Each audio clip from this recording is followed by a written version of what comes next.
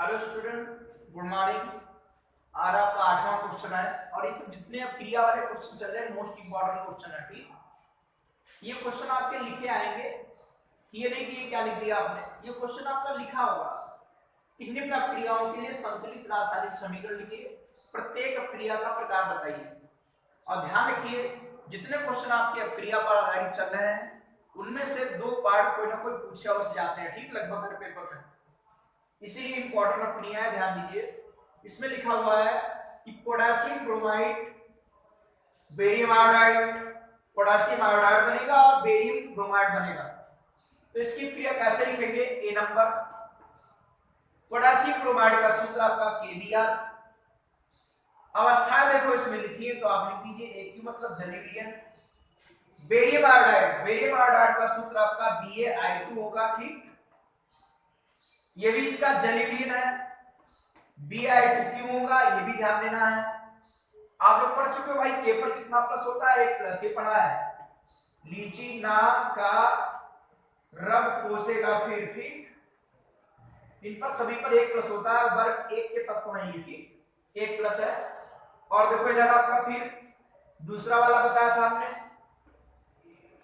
इसका ट्रिक बताया था कि बेटा मांगे कार सफारी बाप राजी। पढ़ा था कि नहीं आप लोगों ने? बेटा मांगे कार सफारी बाप राजी, इन पर भी भैया 2 प्लस होता है। ठीक, और एक माइनस वाले आपको बताए थे, फिर कल बारात आएगी, इन पर सब पर 1 माइनस है। तो सूत्र बनाना अवश्य सीखिए, क्योंकि अगर आप सूत्र नहीं बना पाते हो तो क्रिया नहीं लिख पाओ। सूत्र बनाना अवश्य आना चाहिए। इसीलिए देखो, के पर 1 प्लस है और Br पर 1 माइनस, सूत्र KBr बन गया। Ba पर 2 प्लस, Ba पर आपका 2 प्लस है और I पर 1 माइनस है, तो सूत्र क्या बनेगा बताओ भाई? जैसे Ba पर 2 प्लस है और I पर 1 माइनस है, तो सूत्र क्या बना बताओ? Bi2 बना कि नहीं बना? तो सूत्र बनाना आपको आना चाहिए, उसके लिए ट्रिक हम बताते हैं आपको। ठीक, तो ट्रिक नोट कर लिया करोगे आप लोग। उधर क्या बनेगा? पोटेशियम आयोडाइड के I बना, और ये भी आपका AQ है, के I बाई के पर 1 प्लस I पर 1 माइनस, और बेरियम ब्रोमाइड Ba पर 2 प्लस ब्रोमाइड पर 1 माइनस, क्या आएगा? 2 आएगा कि नहीं भाई? इस पर 2 प्लस 1 माइनस 2 हो गया कि नहीं हो गया? ये आएगा आपका सॉलिड। ये AQ सब लिखे हुए हैं। अब बैलेंस करो भैया, देखो यहां पर एक बी बैलेंस है, I2 है तो यहां पर 2 लगा दो। अब आपका 2 के हो गया, 2 यहां लगा दो। 2 Br है, 2 Br बैलेंस है। 2 के है, 2 के है, 2 Br है, 2 Br है, एक B है, एक B है, 2 I है, 2 I है। ठीक, ये आपकी पहली समीकरण लिख गई। ठीक, ध्यान रखिएगा आप लोग, हम आपको ट्रिक भी बताते रहते हैं कि सूत्र कैसे बनाओगे। उसके बाद जिंक कार्बोनेट का सूत्र ये होगा। ये कैसे बना आपको और यहां ये पूछ रहा है कि अपक्रिया का प्रकार बताओ, कि अपक्रिया किस प्रकार की है। तो जान रहे हो किस में विस्थापन हो रहा है कि नहीं? ये वाला इसके पास जा रहा है, ये इसके पास जा रहा है, तो ये द्विविस्थापन अपक्रिया है, क्योंकआयनों की अदला बदली हो रही है। तो यहां पर नीचे लिख देना, यह द्विविस्थापन अपक्रिया है, यह द्विविस्थापन अपक्रिया है। ठीक, ये भी लिख देना अपक्रिया है। अब जिंक कार्बोनेट सॉलिड लिखा हुआ है भैया, जिंक कार्बोनेट का सूत्र का क्यों बना? तो ये भी आपको पढ़ाया है। जिंदगी कद्दू हो गई, पढ़ा के नहीं? सब पर 2 प्लस, इस पर 1 प्लस भी होता है। 1 प्लस भी तो होता है मर्क्यूरस, जब मर्क्यूरस होगा तो 1 प्लस, और जब 2 प्लस के लिए होता है मर्क्यूरिक। ये भी आपको कर लेना, जिंदगी कद्दू हो गई। ठीक, 2 प्लस। और माइनस वाले कुछ आपको आयन याद करने पड़ते हैं कि कार्बोनेट आयन क्या होता है। कार्बोनेट आयन देखिए यहां पर लिखे दे रहे, कुछ आयन लिखते माइनस वाले याद करने पड़ते हैं, ये वाले याद करने पड़ेंगे। जैसे कल वाले वीडियो पढ़ाया था, सल्फाइडो सल्फाइटो सल्फेटो, नाइट्राइडो नाइट्राइटो नाइट्रेटो, ऐसे ही कार्बोनेट आयन, इस पर 2 माइनस। और बाइकार्बोनेट, बाइकार्बोनेट आयन क्या होता है? पर 1 माइनस, ठीक। ये कार्बोनेट आयन, ये बाई कार्बोनेट आयन, ये ध्यान में आप लोग कहीं पर नोट कर लेंगे, ठीक। तो भैया इस पर 2 प्लस और इस पर 2 माइनस, तो सूत्र क्या बना, ZnCO3, ठीक। इस पर 2 प्लस 2 माइनस तो 2 आएगा, तो इसे भाग कर देंगे, ये सूत्र आ जाएगा। जिंक ऑक्साइड बना सॉलिड। अब एक ध्यान रखो, ऑक्साइड आपका होता है O पर 2 माइनस, ठीक। ऑक्साइड होता है O पर 2 माइनस और Zn पर 2 प्लस, इस पर 2 प्लस 2 माइनस, सूत्र तो ही बना। अब कार्बन डाइऑक्साइड का सूत्र होता है CO2, ये गैस है, समीकरण लिखेंगे कि नहीं, आपको इनमें दिक्कत नहीं होगी, बस आपको सूत्र बनाने आने चाहिए, उसके लिए हम ट्रिक लिखते हैं, आप नोट करते जाएंगे, ठीक। जिंक कार्बोनेट का सूत्र ये, जिंक ऑक्साइड का ये, CO2 का ये, देख लो बैलेंस है, हाँ, एक Zn, एक CO, 2 एक 3, यहां भी 3 बैलेंस है। तो जानते हैं ये क्रिया ऊष्मा द्वारा संपन्न होगी, गर्म करने का निशान लगा सकते हो। तो एक ऐसी क्रिया है, इसका देखो अपघटन हो रहा है, ठीक है, क्या हो रहा है, अपघटन। तो ये क्या है, ऊष्मीय अपघटन, या ये अपघटन क्रिया है केवल लिख सकते हो, लेकिन जब ऊष्मा द्वारा हो तो उसे ऊष्मीय अपघटन कहते हैं, ठीक। यह अपघटन क्रिया है, चाहो तो ऊष्मीय अपघटन लिख सकते हो, यह अपघटन क्रिया है, ठीक। भाई आपने पढ़ा था अपघटन क्रिया, वियोजन क्रिया। वियोजन क्या होती है, अनुत्क्रमणीय क्रिया, उत्क्रमणीय क्रिया होती है। अपघटन आपकी ऐसी होती थी, बात सबको क्लियर हो रही कि नहीं, कि अपघटन क्रिया आपकी अनुत्क्रमणीय होती है, एक ही ओर चलेगी बस। उसके बाद आपका हाइड्रोजन गैस क्या होती है, H2, क्लोरीन गैस क्या है, Cl2, क्या बन रहा है आपका हाइड्रोजन क्लोराइड मतलब HCl गैस। बैलेंस करिए, 2 है 2 लगाओ, 2 है 2 बैलेंस है, ये योग क्रिया है या ये संयोजन क्रिया है। संयोजन मतलब होता है योग होना, यह संयोजन क्रिया का उदाहरण है। क्रिया का टाइप पढ़ेंगे पीछे, कि वे क्रिया है जिसमें 2 या 2 से अधिक अभिकारक पदार्थ परस्पर संयोग करके केवल एक उत्पाद का निर्माण करते हैं, संयोजन क्रिया कहलाती थी। यह संयोजन क्रिया है, यह आपकी तीनों क्रिया हो गई। और उसके बाद आपकी चौथी क्रिया लिखते हैं ऊपर, देखिए यह आपकी 3 क्रिया हो गई, अब चौथी यहां पर देख लीजिए,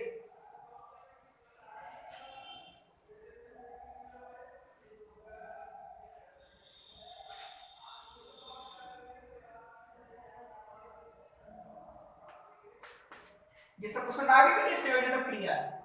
चौथी क्रिया मैग्नीशियम है। मैग्नीशियम आपकी सॉलिड है, धातु है, लिखा हुआ है। हाइड्रोक्लोरिक अम्ल है, HCl होता है। हाइड्रोजन क्लोराइड गैस है, ये अम्ल होता है, तो एक ही लिखते हैं। फिर क्या लिखा, बनेगा क्या, मैग्नीशियम क्लोराइड। मुझे सूत्र मालूम नहीं, तो Mg पर 2 प्लस अभी लिखा था, मांगे Mg पर 2 प्लस, इस पर 1 माइनस, तो बता दो यहां आएगा MgCl2 हो गया। सूत्र रटना मत भूल जाओगे, आप ध्यान दीजिए कैसे बना रहे हैं। इसका आएगा जलीविलियम, कौन विलियम, जलीविलियम प्लस हाइड्रोजन गैस निकलेगी, कौन सी गैस, हाइड्रोजन गैस। अब इसको बैलेंस करना है, ये मैग्नीशियम का सूत्र, ये हाइड्रोक्लोरिक अम्ल का सूत्र, ये मैग्नीशियम क्लोराइड बन गया कि Mg पर 2 प्लस Cl पर 1 माइनस MgCl2 सूत्र बनेगा। हाइड्रोजन गैस है, बैलेंस करो, Cl2 है, यहां 2 लगा देंगे, Mg 1 है, बैलेंस है, 2 हाइड्रोजन निकल गए, बैलेंस है, ठीक। तो बताइए कैसी क्रिया, विस्थापन क्रिया है, क्योंकि इसमें ये सिर्फ हट रहा, बस इसमें अदला बदली नहीं हो रही है, ठीक। इसका उदाहरण है, यह विस्थापन क्रिया है, विस्थापन डिस्प्लेसमेंट रिएक्शन, यह विस्थापन क्रिया है, ठीक, यह विस्थापन क्रिया है। तो इस प्रकार आपकी चारों क्रिया हो गई, चारों समीकरण आप नोट कर लोगे और ये लिख दोगे कि कौन कौन सी क्रिया है। बात सबको क्लियर हो गई होगी, ठीक, बात सबको सुनाई कि नहीं।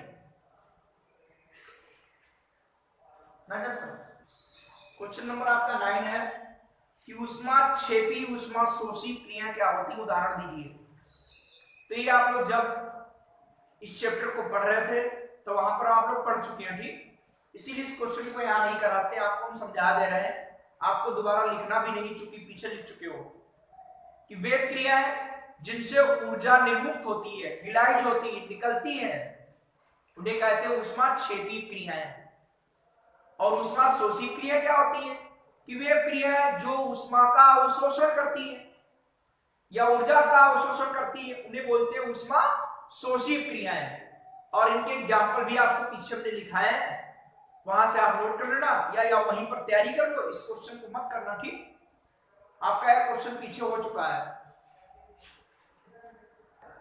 अगला क्वेश्चन है 10, श्वसन को ऊष्माक्षेपी क्रिया क्यों कहते हैं, वो वर्णन कीजिए, ठीक। तो श्वसन के दौरान ली गई ऑक्सीजन, भाई आप श्वसन क्रिया में ऑक्सीजन लेते हैं कि नहीं, श्वसन के दौरान ली गई ऑक्सीजन के द्वारा रक्त में भोजन का ऑक्सीकरण हो जाता है, भोजन का ऑक्सीकरण हो जाता है।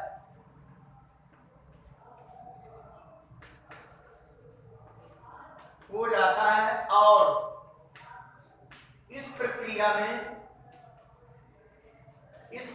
में ऊर्जा निर्मुक्त होती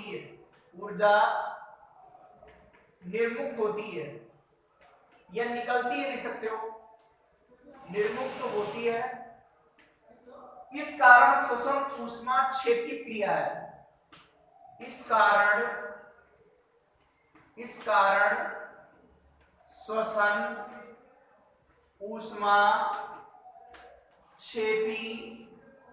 अपक्रिया है, ठीक। समीकरण लिख सकते हो कि C6H12O6 यह आपका ग्लूकोज है,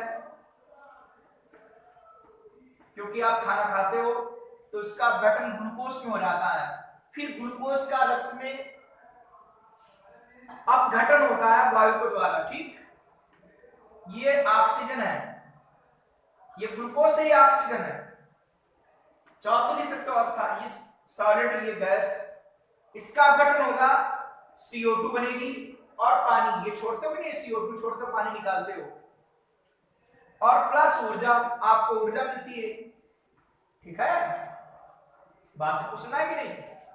तो बैलेंस कैसे करेंगे, C कितने यहां पर है, 6 लगा दो, H कितने 12, यहां भी 6 लगा दो, 6 टू 12 हो गया।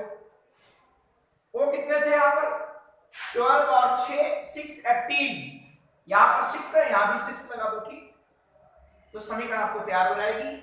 इस प्रकार श्वसन को ऊष्माक्षेपी क्रिया इसीलिए कहते हैं, ठीक। श्वसन के दौरान ली गई ऑक्सीजन के द्वारा रक्त में भोजन का ऑक्सीकरण हो जाता है और इस प्रक्रिया में ऊर्जा निर्मुक्त होती है, इस कारण श्वसन ऊष्माक्षेपी क्रिया है। और ये समीकरण लिख देंगे और अच्छा रहेगा, ठीक। कि कार्बन यहां पर कितने 6, तो 6 लगा दिया, हाइड्रोजन आपके 12, तो 6 टू 12 होता, 6 लगा दिया, 12 और 6 18 हो गए, 6 यहां पर है, 6 लगा दिया, यहां पर 18 हो गए, बैलेंस हो गई समीकरण, ठीक।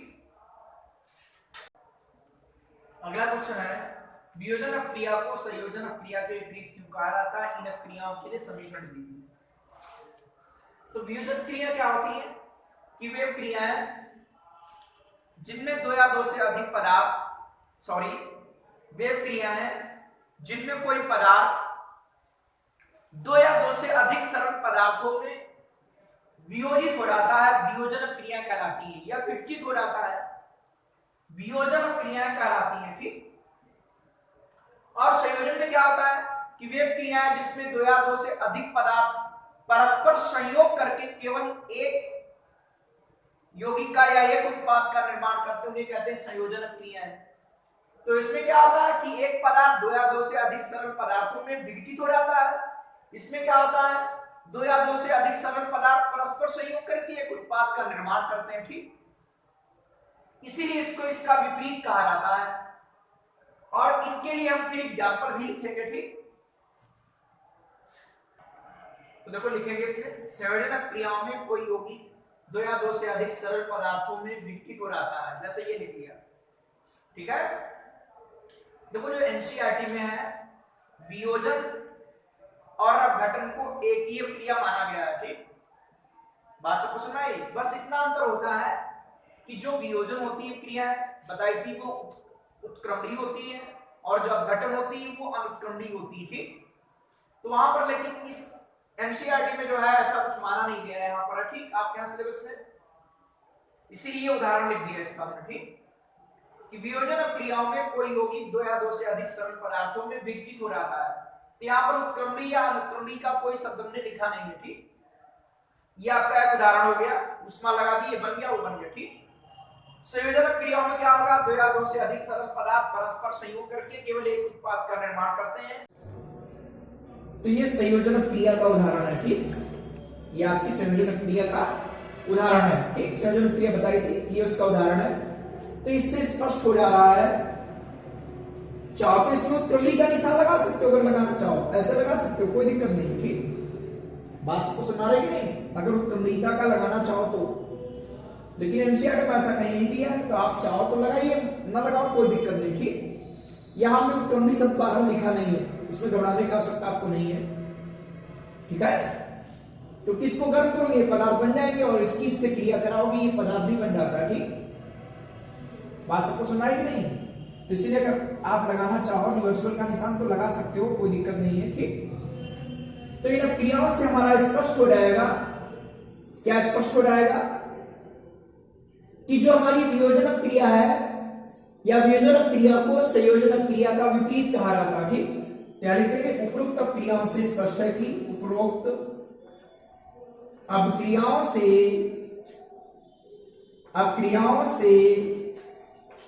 स्पष्ट है कि वियोजन क्रिया को लिख लेंगे आप लोग, उपरोक्त क्रियाओं से स्पष्ट है कि वियोजन क्रिया को संयोजन क्रिया का विपरीत कहा जाता है। ठीक, लिख लेंगे कि नहीं आप लोग, कि उपरोक्त क्रियाओं से स्पष्ट है कि वियोजन क्रिया को संयोजन क्रिया का विपरीत कहा जाता है। क्वेश्चन नंबर 12 है, उन वियोजन क्रियाओं का एक एक उदाहरण लिखिए, समीकरण लिखिए जिनमें ऊष्मा, प्रकाश व विद्युत के रूप में ऊर्जा दी जाती है। तो पहले लिखेंगे ऊर्जा किस रूप में दी जाती है, ऊष्मा के रूप में, ऊष्मा के रूप में प्रदान की जाती है, प्रदान की जाती है। जैसे कि उदाहरण लिखा था आपका ऊपर कि कैल्शियम कार्बोनेट है, कैल्शियम कार्बोनेट अवस्था है, देखो कोई दिक्कत नहीं, यहां पर ऊष्मा गर्म करेंगे तो आपका CO बनेगा और CO2 बनेगा। ठीक,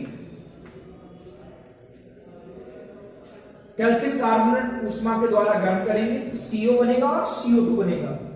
अब क्या होगा, ऊष्मा, प्रकाश मतलब सूर्य के प्रकाश के रूप में प्रदान की जाती है। जैसे सिल्वर क्लोराइड है, सिल्वर क्लोराइड ये सूर्य के प्रकाश की उपस्थिति में अपघटन हो जाता है, सिल्वर अलग हो जाएगा और क्लोरीन अलग बनेगी। ठीक, बैलेंस करेंगे, Cl आपके 2 हैं, यहां 2 लगा देंगे, 2 आपका Ag है, 2 लग जाएगा। ठीक, बात से पूछना ही नहीं, ये सॉलिड होता है, ये भी सॉलिड है और ये गैस है, चाहो तो लिख सकते हो अवस्थाएं, कोई अनिवार्य नहीं है। यहां पर ऊर्जा विद्युत के रूप में प्रदान की जाती है। तो आपका यह जल है, इसका विद्युत अपघटन करेंगे, विद्युत अपघटन, हाइड्रोजन गैस बनेगी, ऑक्सीजन गैस बनेगी।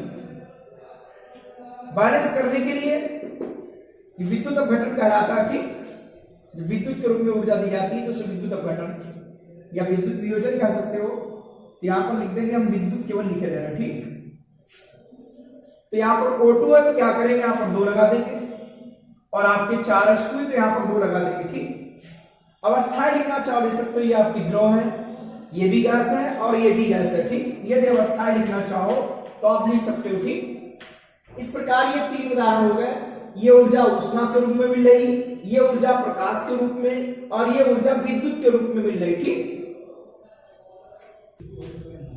विस्थापन और द्विविस्थापन क्रियाओं में क्या अंतर है, इन क्रियाओं के लिए समीकरण लिखिए। तो विस्थापन क्रिया क्या होता है कि इसमें किसी यौगिक से जुड़ा परमाणु या परमाणुओं का समूह किसी अन्य परमाणु या किसी अन्य अधिक सक्रिय परमाणु या परमाणु के समूह द्वारा प्रतिस्थापित हो जाता है, तो इसे बोलते हैं विस्थापन क्रिया। द्विविस्थापन क्रिया क्या होता है, इन क्रियाओं में यौगिकों के मध्य या अभिकारक पदार्थों के मध्य उनके आयनों की अदला बदली होती है, उसे बोलते हैं द्विविस्थापन क्रिया। ठीक, तो इनके उदाहरण भी देख लो।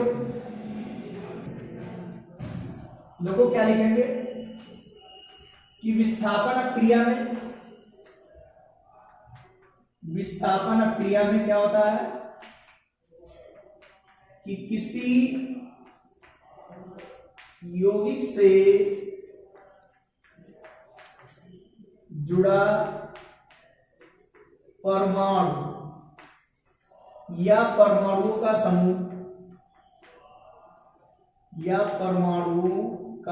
समूह किसी अन्य, ठीक है, विस्थापन क्रिया में किसी यौगिक से जुड़ा परमाणु या परमाणुओं का समूह किसी अन्य सक्रिय मतलब अधिक क्रियाशील, ठीक, किसी अन्य अधिक सक्रिय परमाणु या परमाणु के समूह द्वारा परमाणुओं के समूह द्वारा विस्थापित हो जाता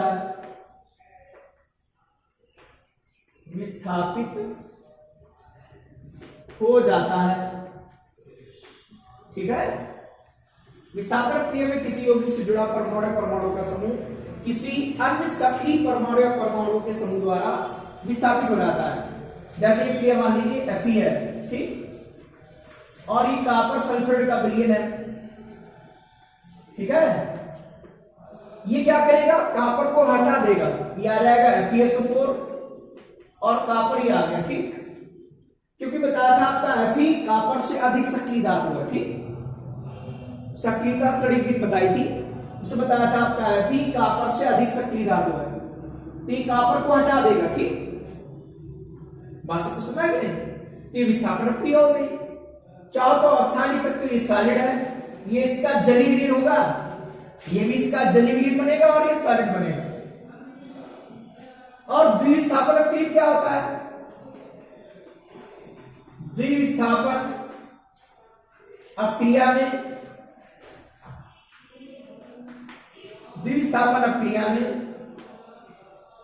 अभिकारक अणुओं के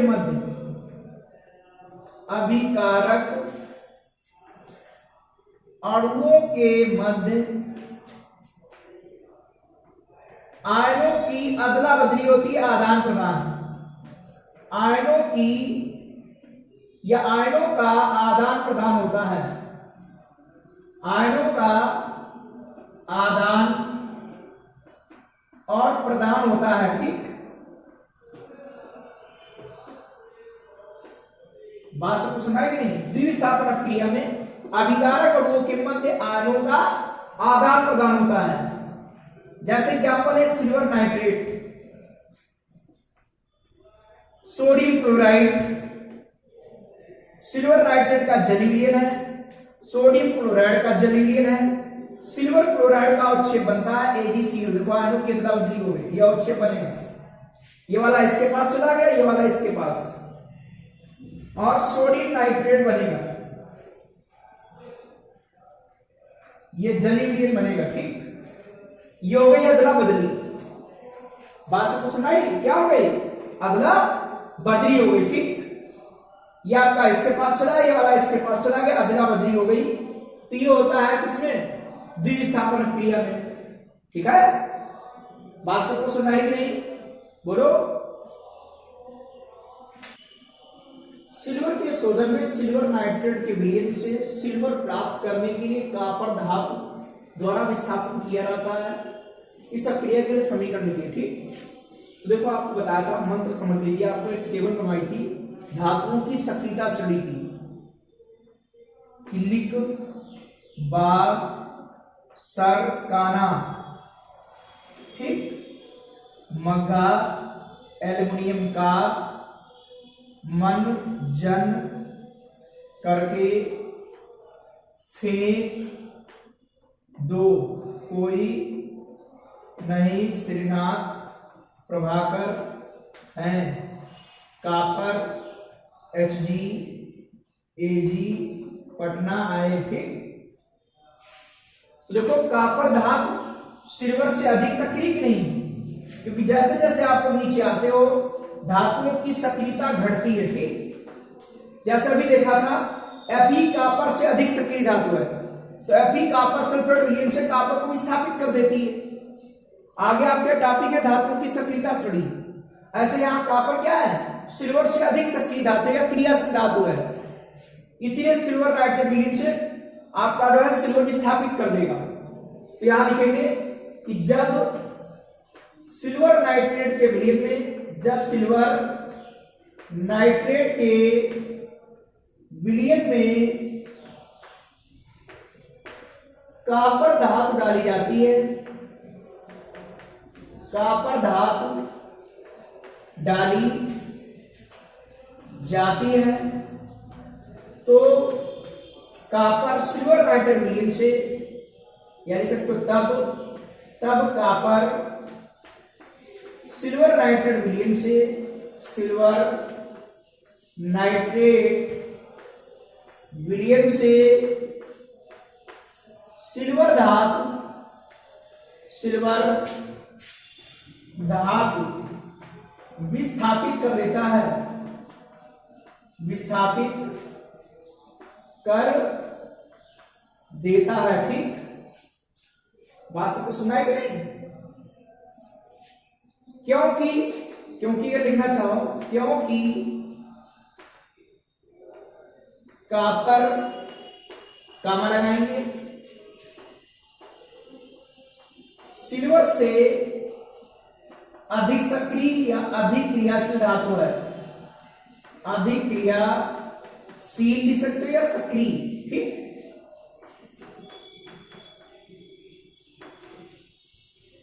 क्योंकि कापर सिल्वर से अधिक क्रियाशील या सक्रिय धातु है, इसीलिए ऐसा, ठीक। समीकरण कैसे लिखेंगे कि आपका कापर है, यह सिल्वर नाइट्रेट का जलीय विलयन है, कापर धातु सॉलिड है, सिल्वर नाइट्रेट का जलीय विलयन है, कापर नाइट्रेट बनेगा, कापर नाइट्रेट Cu पर 2 प्लस, कापर पर क्यूप्रिक 2 प्लस होता है और नाइट्रेट पर 1 माइनस, तो सूत्र क्या बना, CnO3 का होल ट्वाइस, तो यहां पर 2 है, यहां पर 2 लगा देंगे, ठीक। आपका 2Ag निकल जाएगा, ये तो रबड़ का जलीय विलयन होगा, और आपका 2Ag ये सॉलिड आपको मिल गई धातु, इस प्रकार सिल्वर धातु प्राप्त हो गई, ठीक। ये उसी की समीकरण है कि कापर है, सिल्वर नाइट्रेट है, कापर नाइट्रेट बनेगा और आपका सिल्वर, ये सिल्वर नाइट्रेट का सूत्र है, क्योंकि Ag पर 1 प्लस और NO3 पर 1 माइनस, सिल्वर नाइट्रेट का सूत्र ये हुआ। ये कापर नाइट्रेट है या क्यूप्रिक नाइट्रेट लिख सकते हो कि Cu पर 2 प्लस, नाइट्रेट पर 1 माइनस, इसीलिए ट्वाइस हो गया, ठीक। लवण के जलीय विलयन है, धातु आपकी सॉलिड है, इस प्रकार आपका एक क्वेश्चन हो गया, ठीक। आपका क्वेश्चन नंबर 15, अवक्षेपण क्रिया से आप क्या समझते हो, उदाहरण देकर समझाओ। तो एक दिन आपको नोट में लिखवाया था, ठीक। तो लिखेंगे वह द्विविस्थापन क्रिया, वह द्विविस्थापन क्रिया। एक चीज आप लोग थोड़ा ध्यान देना भैया कि सभी द्विविस्थापन क्रियाएं अवक्षेपण क्रिया नहीं होती हैं, ठीक है। बात सबको सुना रहे कि नहीं? तो इसीलिए लिखा जा रहा है वह द्विविस्थापन क्रिया जिसमें किसी अवक्षेप का निर्माण होता है। जब भी इस क्रिया में कोई अवक्षेप बनेगा तो अवक्षेपण क्रिया कहलाएगी कि वह द्विविस्थापन क्रिया जिसमें किसी अवक्षेप का निर्माण होता है, अवक्षेप का निर्माण होता है, अवक्षेपण क्रिया कहलाती है। अवक्षेपण अपक्रिया कहलाती है। ठीक, अपक्रिया कहलाती है। वह द्विविस्थापन अपक्रिया जिसमें किसी अवक्षेप का निर्माण होता है अवक्षेपण अपक्रिया कहलाती है। जैसे उदाहरण दीजिए, नंबर 1 उदाहरण है कि सिल्वर नाइट्रेट लिखा था आपने, सिल्वर नाइट्रेट इसका जलीय विलयन है, सोडियम क्लोराइड मिलाएंगे, ये भी इसका जलीय विलयन है। बनता क्या, सिल्वर क्लोराइड का अवक्षेप आएगा, AdCl का अवक्षेप आएगा, सॉलिड है, और ये NaO3 निकल जाएगा। देखो अदला बदली हुई कि नहीं हुई, और जितने लवण है सब जलीय विलयन होंगे, लेकिन यह अवक्षेप बन रहा, ठीक, यह अवक्षेप बन रहा, अवक्षेपित हो रहा। ये सिल्वर क्लोराइड है, सिल्वर क्लोराइड, ये इसका उदाहरण हो गया। यह आपका सोडियम नाइट्रेट है, सोडियम नाइट्रेट, ये सिल्वर नाइट्रेट है, सिल्वर नाइट्रेट, यह आपका सोडियम क्लोराइड है। बात को समझ कि नहीं, ये द्विविस्थापन क्रिया का उदाहरण तो है, लेकिन इसमें अवक्षेपण था, इसीलिए यह अवक्षेपण क्रिया का उदाहरण है। बात सबको समझ कि नहीं। अगला देखिए दूसरा उदाहरण, बेरियम क्लोराइड, पीछे पढ़ चुके हो एग्जाम्पल आप लोग। ये बेरियम क्लोराइड है और ये सोडियम सल्फेट है, लवणों के जलीय विलयन है। सूत्र सिखा चुके हैं कि कैसे बनते हैं। अगर आपको नहीं समझ आता तो वीडियो पढ़िए, आप जानोगे। ठीक, कोई कंफ्यूजन हो हमसे पूछिए। यह आपका बनेगा BSO4, ये भी अवक्षेपित होगा, ये भी आपका अवक्षेपित होगा। NaCl निकलेगा, भाई अदला बदली होती कि नहीं, Na पर 1 प्लस Cl पर 1 माइनस NaCl, तो Na2Cl तो आपका 2NaCl। ठीक है, ये जलीय विलयन, ये अवक्षेप बनता है, ये भी जलीय विलयन होगा। ठीक, ये आपका क्या, बेरियम क्लोराइड, बेरियम क्लोराइड, ये क्या, सोडियम सल्फेट, सोडियम सल्फेट, और ये आपका क्या है, बेरियम सल्फेट, बेरियम सल्फेट, ये क्या है, सोडियम क्लोराइड, सोडियम क्लोराइड। ठीक, इस प्रकार आपकी अवक्षेपण क्रिया हो गई कि वह द्विविस्थापन क्रिया जिसमें किसी अवक्षेप का निर्माण होता है अवक्षेपण क्रिया कहलाती। ठीक, ध्यान रखना, सभी द्विविस्थापन क्रिया अवक्षेपण क्रिया नहीं होंगी, वो द्विविस्थापन क्रिया होंगी जिनमें अवक्षेप का निर्माण होगा, वो कहलाती है आपकी अवक्षेपण क्रिया। और आपको 2 उदाहरण लिख दिए, एग्जाम में आपको एक ही उदाहरण लिखना है। ठीक, बात सबको सुनाई कि नहीं।